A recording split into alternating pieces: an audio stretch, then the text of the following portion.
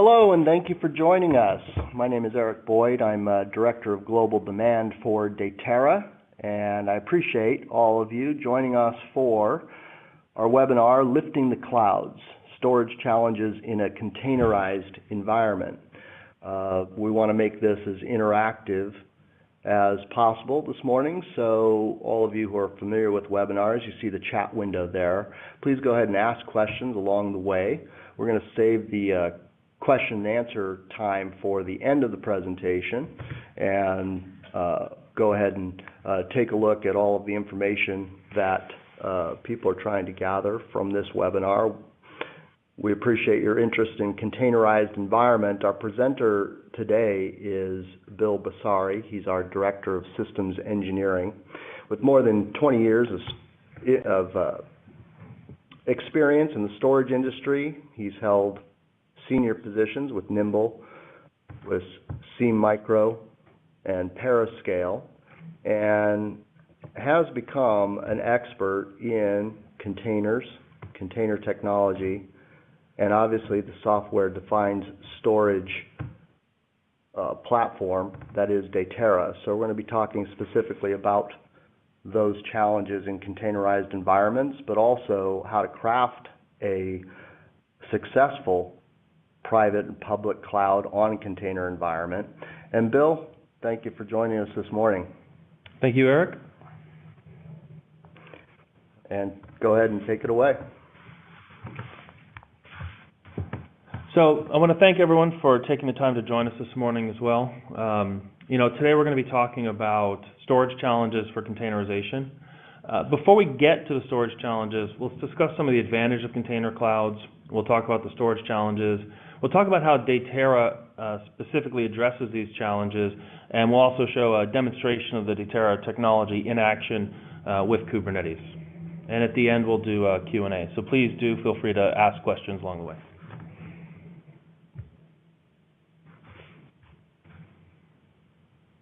So very quickly, Dateera at a glance. The company was founded in 2013 to build smart storage for clouds from the enterprise to the edge. One of the major trends we're seeing is an adoption of the Kubernetes and the container technologies, the entire container portfolio. We're funded by Tier 1 investors and thought leaders in the industry. We launched our product in April of 2016, so we've been in market for just under 2 years now. And we have a broad data center DNA around Cisco, UCS, Microsoft, and other leading companies. One of the highlights of our stack is that we maintain and contribute the Linux LIO project to the Linux kernel. So we're quite expert at block drivers and block devices and storage. So when it comes to containers, the first thing that came to my mind was there and back again. For those with experience in the IT industry, you'll remember that we've been doing reduced services or technologies like Truth, BSD-jail, Solaris zones for quite a long time. And even those technologies are progenitors from various earlier technologies from the beginning of shared compute. So it's not a new idea to use containers. It's really more of a where the technology is advanced to bring them into the modern data center. When we look at this journey, we look at VMware and virtualized the x86 world and really brought a shift from bare metal to virtual machines. Now we see that Docker is driving the microservices adoption, the movement away from monolithic applications to those applications being smashed apart into their microservices that provide a number of benefits to the companies that take that journey. So how do we compare these things?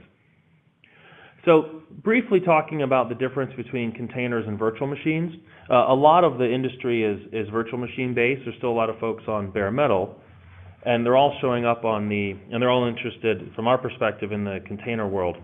So where a virtual machine might have a per VM kernel space with pre-allocations, the containers use a shared kernel. You boot your operating system, those kernel facilities are shared amongst all the containers running on that node.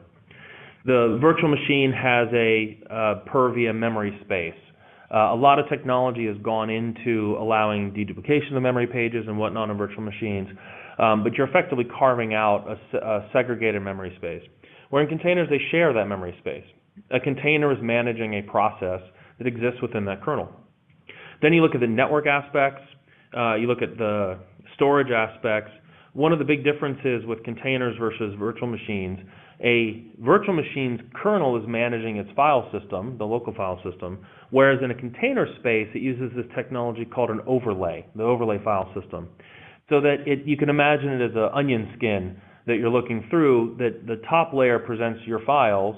Underneath that are read-only files that might be relevant to the application. There's another layer that might be relevant to the operating system. So that overlay technique is very powerful and dramatically changes the way that the containers use and leverage storage, both from an ephemeral local perspective as well as from a shared or SAN type perspective. In the virtual machine, the virtual machines treat that persistent storage as a device outside of the file system, whereas in a container, if you have a persistent storage attachment, it's treated as a mount point. VMs are built on isolated images. They're built on isolated images. The containers use a shared image approach. You can have 100 or 1,000 or 1 million containers all using a same image component. And what's very powerful about that is that you can patch that image component, restart the container, it grabs the latest version of that image component. And so at any time during the life cycle of containers, you can determine what layers are running, what versions those are running, and you can address a lot of security concerns very, very quickly. In the VM regime, sometimes it's difficult to get inside the VM to see what's there. And then lastly, the virtual machines are provisioned at a VM level, where at a container they're provisioned at a process level. You provision a process at a time as opposed to a complete kernel. So containers offer many benefits. So container clouds do make it simpler. And one of the advantages of the container cloud is you have an opportunity to reduce the complexity and gain much greater flexibility. Containers are built around scale-out designs. Fundamentally, you can have a large number of hosts participating in your container system, especially with technologies like Kubernetes. The management is in the thousands, as opposed to having artificial limits typically driven around storage considerations. And implementing a container cloud is interesting because it does have an impact on the traditional infrastructure and the choices that have been made around the pieces of data center infrastructure. And you also want to make sure that you have a strong internal alignment for the communications within the teams. One example of that alignment would be that the images that are used to construct your containers, if you don't have an alignment amongst the organizations that are contributing containers to the infrastructure that are running those applications, you might find yourself with a large number of different base operating system images. So this means you might have a CentOS 5, a CentOS 6, a Red Hat, you might have an Ubuntu, all running on the same host. And that gets a little wasteful. The better alignment you have and communication amongst the organizations and effective control over what that container image is built, you might be able to have a single image that is a particular operating system shared amongst all of the containers, which will deliver large savings in the infrastructure. But at the end of the day, containers are still just infrastructure. What about the applications? Because at the end, it is all about the applications. That's how our money is made. So whether it's Bitcoin and you're burning electricity to convert it into cash, or whether it's about taking that monolithic service and breaking it into microservices, the applications are what drive the business, what add the value. Containers just offer benefits to those applications. The simplification as you move those applications to microservices, the fact that it uses descriptive deployments so that at any time the operators of the infrastructure can determine what's running, how did it get started, where did it come from, what ports does it need access to, which storage is it consuming, without having to understand what's going on inside that container, because you can the infrastructure is fully descriptive.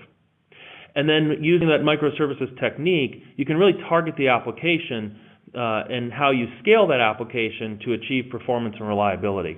If you think about a monolithic application where you've got a single Java engine that's running an entire web server, including the persistence tier. That was a very common way of doing deployments in the past. As a microservices architecture, you might have a presentation container that is the front-end code. That might scale horizontally statelessly. You might have a back-end component that has been containerized that might scale in a scale-up fashion. But by breaking these pieces apart, you can address them individually with, of course, the TCP sockets and communication over the network as the glue that binds them together. But containers can pose significant challenges as well. With the current generation of containers, there are fewer tuning opportunities when it comes to achieving performance.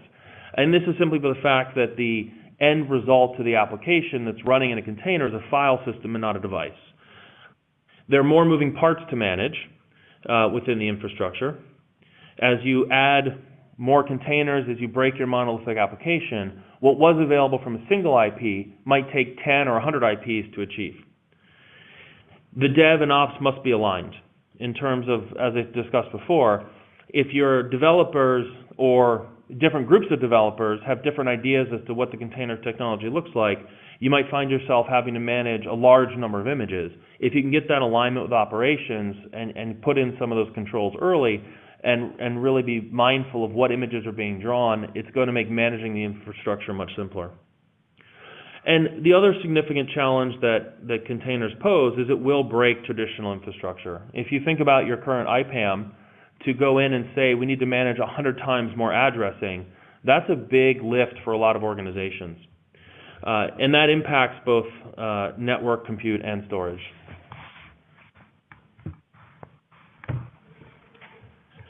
So when we think about these different challenges, from a network perspective, it's not only that we're going to see an explosion in IPs, but it could also be different traffic patterns.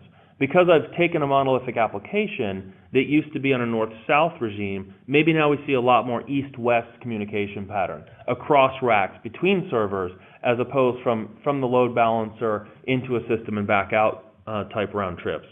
So that's driving the need for different network topographies driving into the data center. On the compute side, the compute resources become more automated and you can get more uniformity. And it also becomes more stateless to deploy your compute. If you think about a stateless compute farm and you need to add, say, GPU instances, the container technologies, especially around Kubernetes, make this very simple through their labeling technologies. As you add a new minion into your Kubernetes cluster, you can label that minion with the GPU tag. Containers that need to start, that require access to the GPU, can now start on those nodes specifically. So the compute, as long as you can keep that stateless, becomes much more flexible within the infrastructure. And of course, on the storage side, which is what we're here to discuss, the containers present a number of challenges around provisioning, around scale, and around agility. So to dig into this a little bit more, containers drive a new class of scale inside the data center. If we think about the historic regime, I would have one or a few mount points to a bare metal host for maybe a database application, and I did that to get the most amount of performance, the most amount of parallelism out of the infrastructure. As we moved to virtualization, what we saw was one or a handful, depending on your requirements, of VMware data stores being attached to your hosts. But at that point, the storage became relatively static from a management perspective. When you start looking, and I should say that those VMs were then put inside that data store bucket, and so metadata became a problem of the host and not of the storage system. So when we look at the containerization, the idea that you might have thousands and thousands of pods running your infrastructure drives potentially thousands of volumes. If you're running with traditional storage systems, they might not have the agility necessary to handle that many creates and deletes that might occur as you start to really scale up that infrastructure. Not to mention just volume support. Can you support the thousands of volumes that are necessary to support the thousands of containers that your business is demanding? Containers put new pressure on the infrastructure alignment as well. As I mentioned before on the networking side, as the networks have to change to support CLOS techniques and BGP routing, how is the storage infrastructure going to participate in that? It's a major challenge as the various components of the infrastructure change around each other. There's always a little bit of a lag for them to catch up to continue to work well together. That's a major aspect on the network side. And then in the container environment, you can also onboard any workload at any time. As you have a successful container deployment, just because it's a containerized application doesn't mean it's running a database. You could theoretically run VDI instances inside containers if your container was the user space graphical engine. And so being able to support a large number of workloads, high IOP, low latency databases, general purpose storage, and maybe even cloud native applications that are managing their own availability puts a lot of pressure on traditional infrastructure. If you have an infrastructure built on a RAID set that's shared and your Cassandra or Mongo instances are making 3 copies on top of that, that can get very wasteful from a storage perspective pretty quickly. And then lastly, the container environments are still maturing and change is constant. So what we're looking at is the pace of innovation of the infrastructure technologies is also adding new functionality, new capabilities around multi-tenancy, around new management paradigms. And that causes a challenge for storage as well, because if you have a storage system that's cumbersome from a management perspective, it might take longer for it to adapt to these new techniques and technologies. Within the container environment, the CNCF is an umbrella organization that's taking on a number of projects to help the container marketplace. Some of those projects revolve around storage provisioning. So there's still a lot of change happening in that space. It's not that you can't adopt stateful sets and stateful workloads today, it's just that there's a lot of change coming. So you want to be very mindful of how flexible the storage system is and how easy it is to manage. So now let's talk a bit about the Dateera technology. So what is Dateera? In its simplest form, it's storage software for x86 servers. So the concept is you take a commoditized node with commodity components, you layer on top of that a storage software product, and now you have an enterprise-capable array. We can offer high performance with low latency. A unique facet of Dateera in the software space is we do a lot of in-kernel level development. That means that we own a file system inside the system. We're working directly against those disks. And without that technology, the performance would be dependent upon layers and layers within the Linux kernel and the infrastructure, and that typically drives latencies longer and slows down performance. We spend a lot of work to make the system as fast as we possibly can, and the proof point of this is that Dateera was launch partners with both Intel and Samsung at the recent Flash Memory Summit for their latest extreme performance flash devices. We're also built around a scale-out architecture. As your infrastructure scales, as you add more racks, bring more hosts, the Dateera can scale along with that infrastructure. As we look at the transformation of IT from converged, there's a number of products on the market that offer converged infrastructure, single rack infrastructure, to organizations looking to go multi-rack and get to rack scale. We see them adopting the container technology as an orchestration layer to improve performance. They're adopting Dateera along with that so that their storage is aligned with their business needs. We also support flexible media and server types. I mentioned being launch partners with the Intel and Samsung around their new media types. The way we would consume those in the Dateera is through the node design. So a node with the higher performance media would immediately bring its CPU, its network, and that media to bear in the infrastructure. If you wanted to add 100 microsecond class storage to your Dateera system, you only need to plug in one node and then direct the system to place those workloads on that node. So it makes it very, very simple for us to adopt these new media through the server types. We have a very simple web UI and a very rich API. As a matter of fact, our motto is API first. As when we do the demo portion of today's call, you'll be able to see the simplicity in our web UI. And because we are scale out, and because we have a control plane design, the control plane allows us to do self-optimization and self-healing.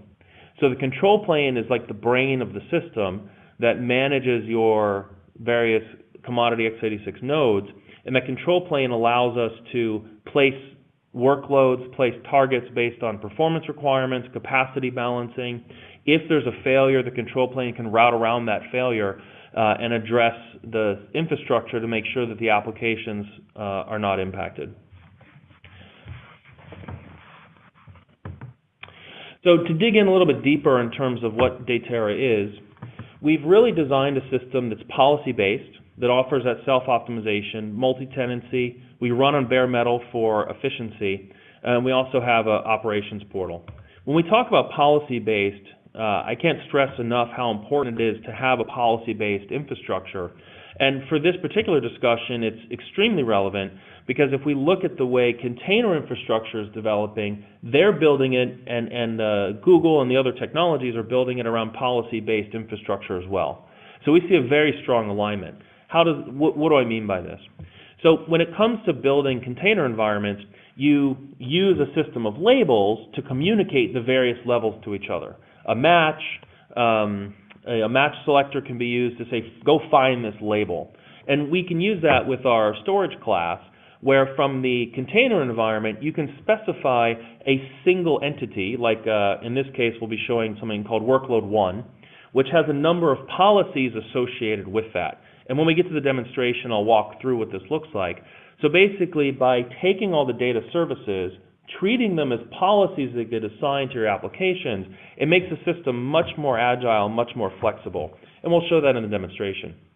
You know, we talk about the optimization. One of the tenets as infrastructure scales is you don't want to scale your staff linearly with that scale. And so we get a lot of inquiries and questions from our customers about how we can help offload the day-to-day operational aspects of storage, and that's where that self-optimizing comes in. If we're able to tune the infrastructure to deliver the best performance for your application, you don't have to do that. If we can route around failures dynamically, that means you don't have to drive to your data center to physically address those failures. You can address them in normal business hours, which is a huge operational benefit.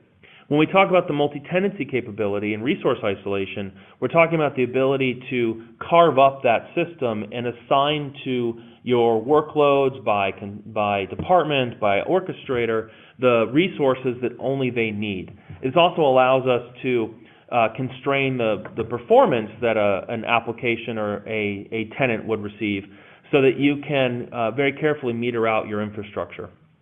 We talk about being bare metal and the efficiency that comes from that. As I said before, we spend a lot of time tuning the Linux kernel for performance.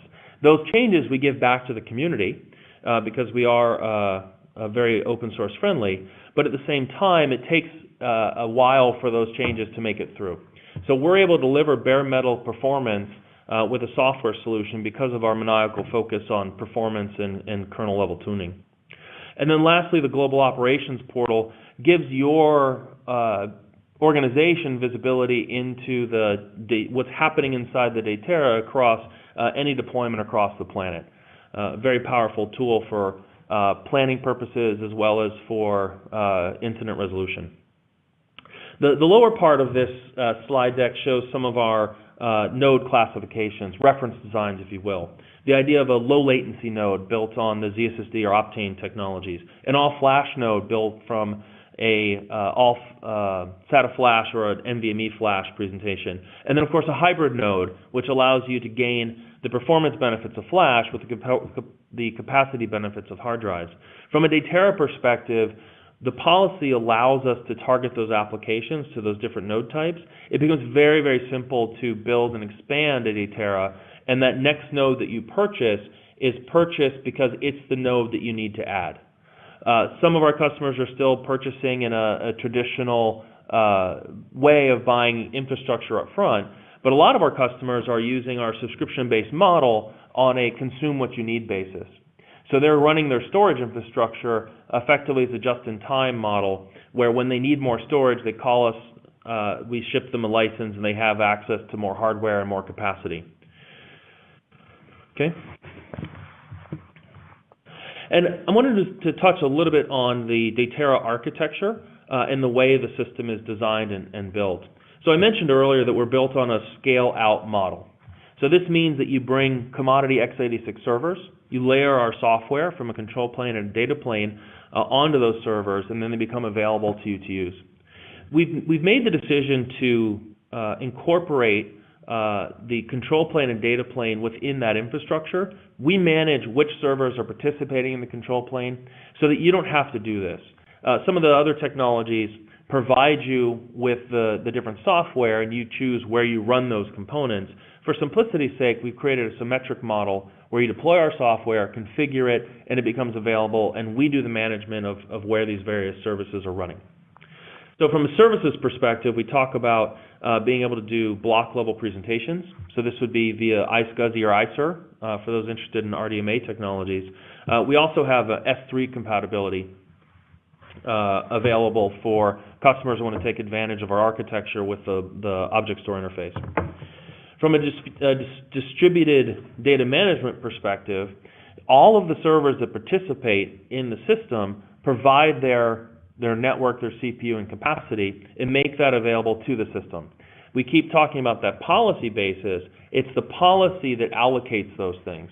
So if you ask for a flash deployment along with a hybrid deployment, the policy allows you to make that decision. And then what's very powerful about policy is you can change it later. So one of the traditional challenges with IT is you had to spend a lot of time to get it right up front. You made an investment and hoped that that investment would work out for you in the future as your workloads changed. In the Datera model, we want to turn that upside down, that your applications drive the infrastructure to meet their requirements. The physical infrastructure is deployed based on what the applications are demanding. So we've really upended the traditional way that storage has been presented to users, and we give much more of the control back to the operators in those applications because you can control those at a policy basis. When we get to the demonstration, we'll show this. We offer that rich API, the multi-tenancy capability, as well as our placement policies and policy engines.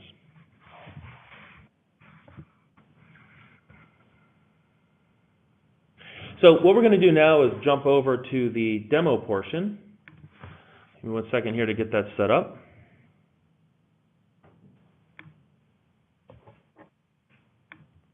Okay. So we should now see my screenshot. Okay, great. What we're looking at here is the Datera dashboard. So this is the first point when you log into our web user interface. I mentioned earlier that we have a simple UI. The reason why we wanted to make the UI very simple, very easy to grasp is because we understand that IT professionals are very busy dealing with lots of different products. So by making a very simple interface to use, you can get the most common tasks done very easily with this interface. And you'll notice over here on the right-hand side, you can register new initiators, you can provision the storage and provision from template. In the Kubernetes regime and an OpenStack regime and various other orchestrators, CloudStack, Mesosphere, all of those, they become the driver of the system. As a user or consumer of Datera storage, a lot of our customers have never even seen the user interface or operated it because they are using that configuration point, the operator. And we'll show that with the Kubernetes demo here. Just quickly about the environment. We have about 130 terabytes in our capacity. I'm going to scroll down on this display a little bit. You can see that we have 3 nodes. So I talked previously about the fact that Datera is built from commodity x86 nodes. This is what we're talking about. This is 3 Datera reference design platforms. These are the hybrid models you can see by the type. And that's what's making up this presentation that we're using today. So one of the things that I discussed earlier in the talk was about the templates, the template technology that Datera uses. So let me go ahead and show you what I'm talking about there. So I'm going to navigate to the template display. I'm going to choose this workload 1 template. And immediately you'll see on the right-hand side that we have this provisioned instances. So the way to think about this is the policy set for that storage is bound to this template. And I'll show you the cool thing we can do with that a little bit later. As we walk through what this template is, it is a collection of policies. This is the authentication policy for the iSCSI protocol. Below that is the access network policy. In this case, it's using the default IP pool. But with the Datera system, we can have multiple different IP ranges. They can be VLAN segregated. And then as you're building these different templates in the tenancy, you can control and ensure that when a request is made to provide storage, it happens in the right place. Below that, we see the size that is requested. We also see the replica factor. What is the protection level that's delivered? Again, it's a policy on a volume and not a decision related to a specific volume here. Then we have a snapshot schedule that we can create and add. And here you can see that we have a performance policy of currently 2,000 IOPS assigned to these volumes. And if I scroll to the very bottom, we have lastly what we call storage placement policy. The storage placement policy informs us as to what type of nodes do I want to place this on, which infers a cost and an infrastructure. If I go to the top here and hit the edit button, you can see that we can change all of these policies. Now, if I click on a provisioned instance, so I'll just take one of these instances here. I happen to know this is running our Kubernetes demo, and we'll show that connection in a moment. Here you can see what the performance of this particular volume looks like. You can see that it has 2,000 IOPS. If I wanted to edit this deployment, the only thing I can change is who gets to talk to it. I don't get an opportunity to change any of the other aspects from this position. So as we talk about multi-tenancy, it gives users of Datera the control, the operators and the administrators the control of how much influence the users of the system have over what they're allocated from that system. So what I'm going to do now is jump back up to our dashboard here, and I'm going to bring up the Kubernetes side. So let's talk more. Now we're going to be talking about Kubernetes and how that connects into the Datera model. So first and foremost, we highly recommend the stateful set infrastructure from Kubernetes when working with the Datera system, because the stateful set is designed to preserve that infrastructure. So if I do a kube control, which is the primary control command, first we can do get namespace. So this is the Kubernetes tenancy model. You can see I've got a number of namespaces here, including the kube. So now let's see what's currently running. Kube get pods.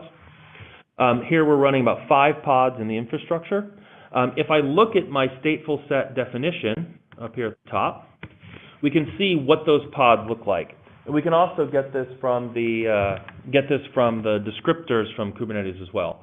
But you can see that we've, from a Kubernetes perspective, asked for 2 of these pods. They're running a 4K FIO read, which is a container that I put up on the Docker Hub just to generate some IO load. And then you can see here at the bottom what the volume template, the volume claim template looks like. I want a 10 gig volume, and I want to use the workload 1 storage class. So what is a storage class in Kubernetes? Kube control, get SC. The storage class is the provisioner. It understands that when a request comes in, how to dynamically allocate storage on the back end. So in this case, kube control, describe, SC, and we'll look at our workload 1 storage class. This is the definition of that storage class, the provisioner. We're using the Datera IO provisioner. These are the parameters, the IP address of the management, which file system type we should create, what the server password and username are. Those will be buried under secrets, but for the presentation I left them in clear text. And then the last and most important one is this final label here, which is which template to use. So what you're not seeing is a IOPS policy. You're not seeing the IOPS limits. You're not seeing the replica factor on the Datera side. You're not seeing the snapshot schedule. You're not seeing the access control policy. All of those policies are managed by the Datera, and from a Kubernetes perspective, we just consume them. So if I wanted to take a quick look at that connection, the way the Kubernetes works with storage, the dynamic provisioner, is a concept called persistent volume claims and persistent volumes. So if I look at the kube namespace and we get PVC, which are persistent volume claims, let me make this a tad longer here so we can read it all. You can see that I've got 5 claims made. They're bound to a particular PVC volume, and then you can also see the storage class. Now, interesting, in Kubernetes, the persistent volumes are actually at the administrative level, as are the storage classes, whereas the persistent volume claims are made at the namespace level, the tenant level. So we'll do get PV. You can see we got a number of them here. Let me reduce this list, knock it down to just the 5. And we can see here, here's our persistent volumes. If I wanted to find the mapping between one of these persistent volumes on the Kubernetes definition and the Datera side, it's very simple. Kube control, describe PV, and I will select my PV here and cut and paste. And now if we look at the bottom, we can tell that the template was template workload 1, and the volume ID is this UUID string here. So now we'll go back to the Datera interface. We'll go back to our workload 1 template. One second. And we can look over here and see 1F35. This is our instance. We can drill in. We can see what the performance of that instance is. All of the data that you're seeing is also presented through the API. So we can make very easy API calls. We offer an API Explorer that can provide the code, so you can plug that directly into your scripts in your environment. So now what we're going to do is we're going to scale this pod. So we're going to scale this pod, and over here I have a kubectl on a watch doing a list of the pods. You can see we're currently at 5. Control R, scale. And what I'm going to do is scale this pod up to 10. So, scale the stateful set up to 10 pods. So currently we have 5 pods running. Each pod has 1 container, that FIO workload. Now we're going to say, give me 10 of these guys. So automatically what we're going to see is the Kubernetes environment start to add those containers, create the containers, and it takes about 10, 15 seconds. And when it comes online, we'll now have a new running container. If we go look at the Datera infrastructure, I zoomed in a little bit here, but now you can see we have additional volumes being created. So almost in real time, we can watch the containers being created and run.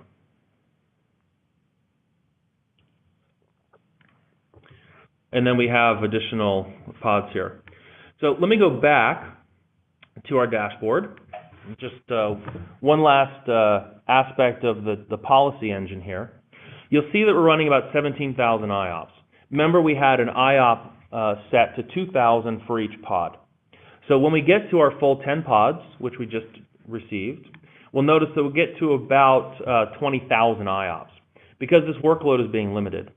Now, if I had 10 volumes running on most other systems and I wanted to address the IOP control and how many IOPS they had, I would have to do 10 things.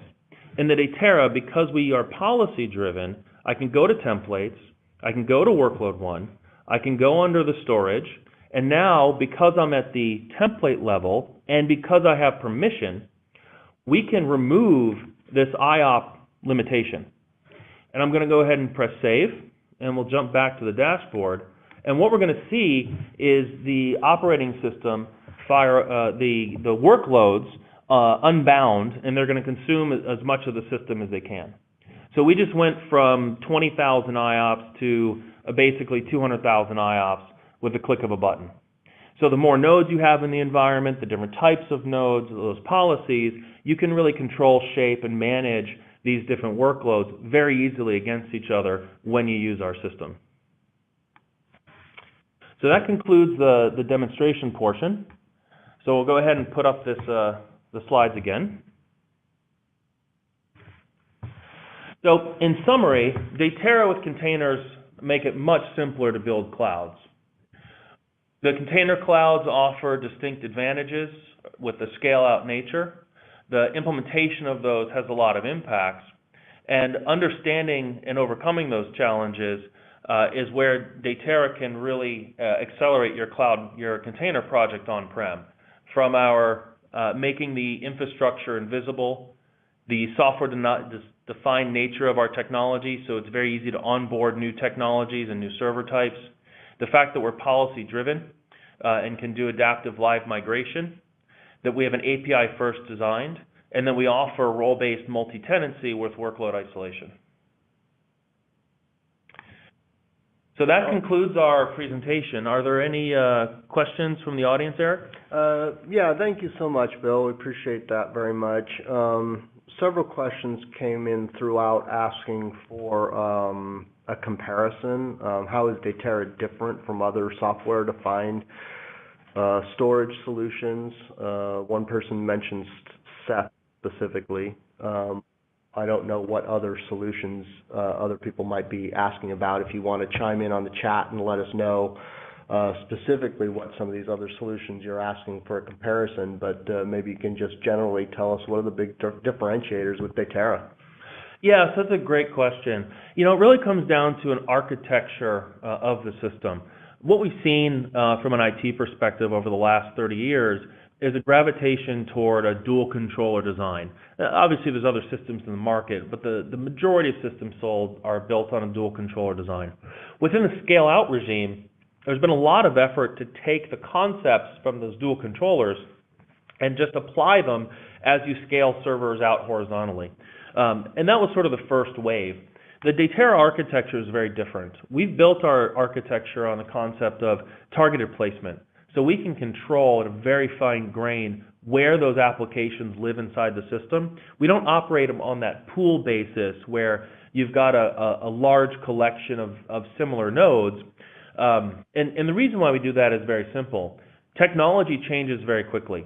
If you have a technology that relies on the nodes being very similar to each other to participate in that pool to deliver storage for the application, it limits what you can do next year and the year after. We're seeing a huge churn in the CPU space, with Intel just having launched their Skylake processors. We've also seen AMD become re-emergent. So we're seeing a lot of competition there. There's new media types. Having a technology that's much more rigid, built on sort of more legacy concepts, ultimately slows down your projects. If you can't control what the storage does for the applications on a per application basis, then you have to make your applications fit into storage. And that's where a lot of the challenges come in. So someone has asked about the difference between Ceph, and then someone else just chimed in with Gluster FS. Sure, and one other comment is that a lot of the organizations that we're working with are beginning their journey with containerization. And so that does drive different behavior. A lot of organizations are starting with what they have available, which is a good place to start, but they're going to outgrow those very quickly, and they come looking for alternative solutions and find Datera. Gluster FS is an interesting product. It's been around for a while. Its original design was to service oil and gas and some HPC type requirements. It is a file-based access, so that you use their infrastructure and gain access to shared files. Datera is built more on block. The reason why we chose block as an initial protocol to launch with is because as you start to scale these infrastructures larger and larger, the requirements for shared metadata is much lower on a block presentation than it is on a file presentation. But a lot of container projects are starting with the Gluster file system. It is an open source product. It's maintained by Red Hat. It just has a very different architecture and a different use case than what we're seeing in terms of being able to drive heavy I/O workloads, drive low latency, and so forth. So all these technologies can contribute and have a place, but they all can't service a wide spectrum of workloads like we can. A couple of people have asked a question about performance. You had mentioned performance, and they asked what kind of performance can Datera deliver? And then there's a more specific question also about performance, whether Datera can support up to 500 parallel threads of activity per volume, and what performance you can achieve in that. Yeah, so those are both, that's a great line of questions. So really with the Datera solution, the way we've designed this is that the right performance per node is very consistent because the way we leverage the technology that's available. Where we see some variation is on the read portion of that. And on the read side, it's driven almost exclusively by the media that the operators and the users of the Datera system decide to plug in. So if you're trying to build trying to reach a large capacity at a low cost point, we see a lot of tend toward our toward our hybrid nodes. But if you're trying to deliver a much higher performance and to address hundreds of parallel threads, then what we might recommend is using an NVMe node or perhaps one of these new Optane or zSSD nodes, depending on the conditions of the workloads. As the hardware changes and progresses, we see additional capabilities. Because we use our targeted placement, what's available today doesn't have to limit what's available tomorrow. It makes it very easy to address and adapt to high-pressure workloads with many hundreds of parallel threads, or if you're trying to meet a particular price target. We can actually do both. We have a lot of questions coming in, and I just let people know we're going to try to wrap this up. We are going to be wrapping this up in about 5 minutes, but all of these questions that you're sending out, we're going to get answers to directly from Bill. Let me try to combine a couple of the questions here.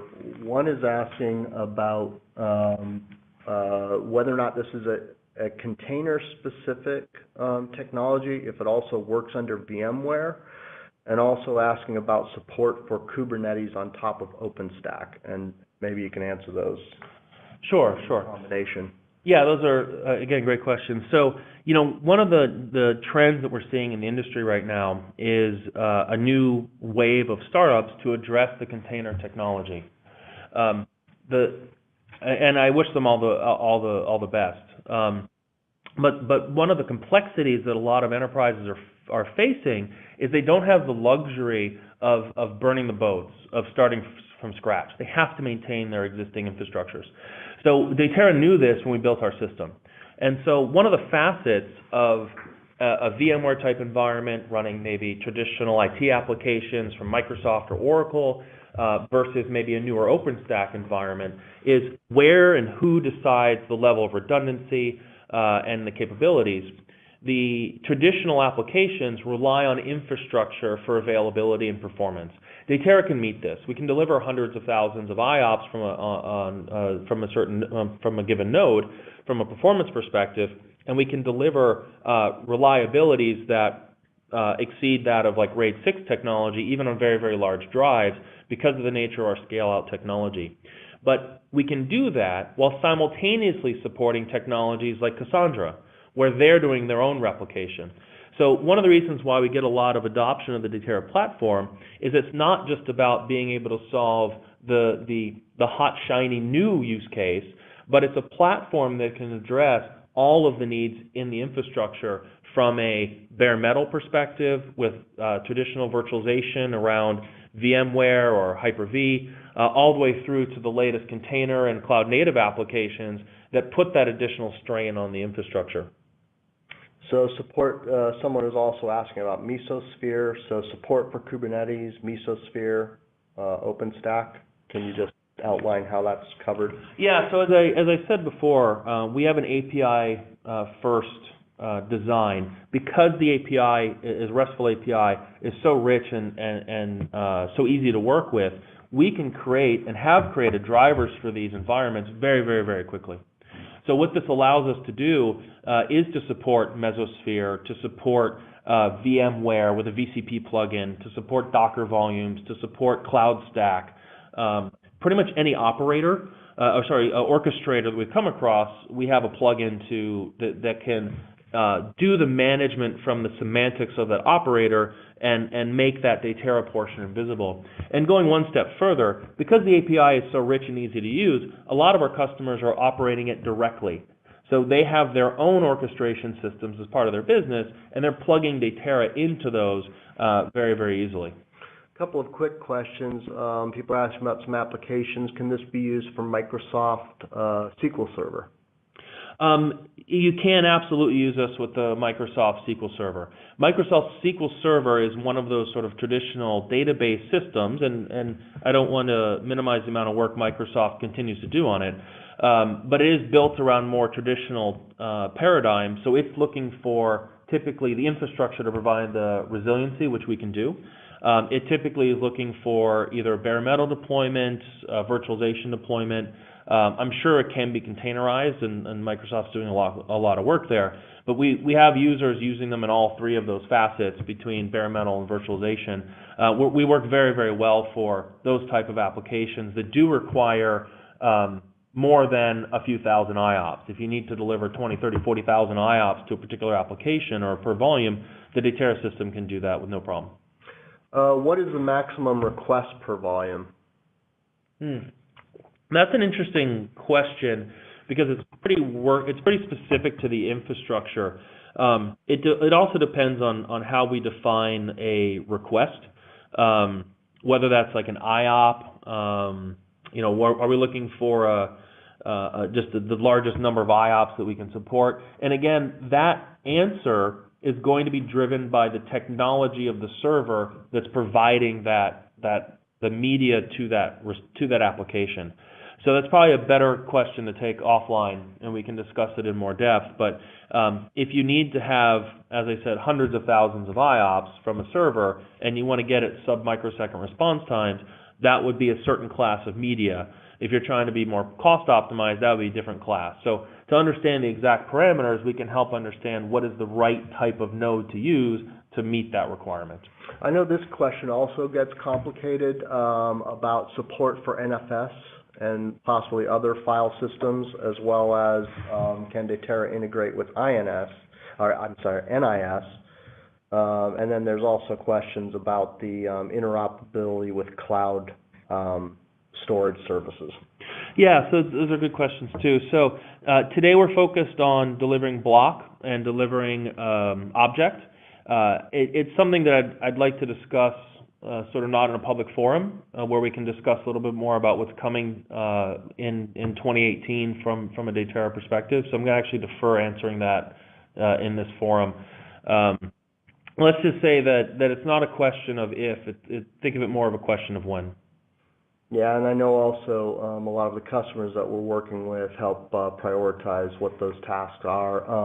As we close this out, Bill, thank you so much for all of the information. This is actually a good place to let everyone know that if you do want a personalized technical deep dive, we're working on scheduling Bill over the next few weeks and also into the new year for those demos. So just let us know right now on the chat screen. I'll be reaching out. There were a lot of questions too about whether how to get the deck from today's presentation. I'll let everybody know that we'll be emailing that out to everyone, so everyone will have the deck as well as the link to the recording for this webinar.